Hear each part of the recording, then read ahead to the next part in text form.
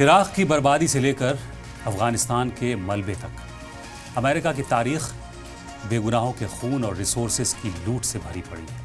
अपनी हवस मिटाने के लिए उसने कभी सीरिया की आग को हवा दी तो कभी लीबिया की खुशहाली को तबाही लिखने वालों को उकसाया।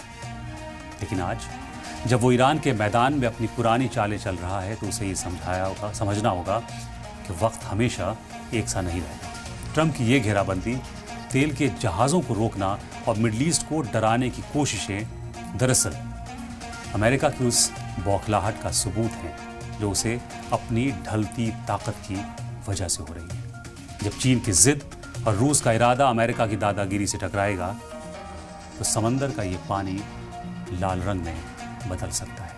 ये ब्लॉकेड ईरान की हार नहीं बल्कि उस जुल्म के खात्मे की शुरुआत है जिसने दहाइयों तक दुनिया को दहशत में रखा। अब फैसला व्हाइट हाउस और पेंटागन के बंद कमरों में नहीं बल्कि उन मुल्कों के हौसलों से होगा जिन्होंने अब झुकने से साफ इनकार कर दिया और अमेरिका का ताज खतरे में है। सब ताज उछाले जाएंगे, सब तख्त गिराए जाएंगे।